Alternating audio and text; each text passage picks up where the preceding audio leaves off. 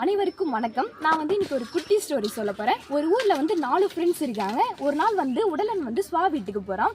அப்போ அவன் அத்தை கிட்ட சொல்கிறான், நான் இமயமலையை போய் என்னோட ஆன்மாவை கண்டறிய போகிறேன். அப்போது ஸ்வா உடனே கேட்குறேன், உன்னோட உடலை கண்டறிஞ்சுக்கிட்டே அப்படின்னு கேட்கும்போது உடலன் ஒரு குழப்பமாக நினைக்கிறான். கண்ணாடிக்கு முன்னாடி தெரிஞ்சாலும் என்னோட முகம்தான் தெரியுது, எனக்கு அறிவு இருக்கான் அப்படின்னு சொல்கிறாங்க. நானும் அதை ஏற்றுக்கிட்டேன். ஆன்மான்னு ஒன்று இருக்குன்னு சொல்கிறாங்க.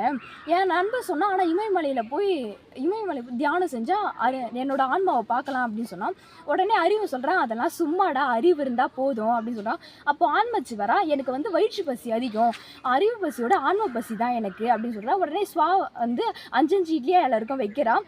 வாசலில் ஐயா தாயே பசிக்குது அப்படின்ட்டு ஒருத்தர் வராரு. அப்போ உடனே உடலனுக்கு வச்சு அந்த 5 இட்லி வேகமாக சாப்பிட்றான். அப்புறம் அறிவன் பக்கத்தில் இருந்த இட்லியை கணக்கிடுறான். உடனே ஆன்மச்சி எழுந்து தனக்கு வச்சு அந்த 5 இட்லியுமே எடுத்து அந்த தாத்தாவுக்கு வச்சிடுறான். உடனே அறிவனுக்கும் உடலனுக்கும் அந்த ஸ்வா ஆன்மச்சி கொஞ்சம் டிஃப்ரெண்ட்டாக தெரிகிறான். அப்போது உடனே ஸ்வாவை பார்க்குறாங்க. ஸ்வா சொல்கிறா, ஆன்மச்சி ஆராக்கல் விதியை படித்தவன், கண்ணுக்கு தெரியும் உடலாம் கூர்ந்து கவனிக்க முடியாத அறிவும் எப்போ ஒருநிலைப்படுதோ அப்போ அந்த ஆன்மாவை நம்ம கண்டறிய முடியும். 2 நிலை தான் ஒரு ஆன்மா அப்படின்னு சொல்கிறான். உடனே அறிவன் கேட்குறான், அப்போனா ஆன்மச்சி அந்த பிச்சைக்காரனும் ஒன்று தானே அப்படின்னு ஒரு கேலியாக பார்க்குறான். அப்போ அறிவன் உடனே ரொம்ப முறைச்சி பார்க்குறான்.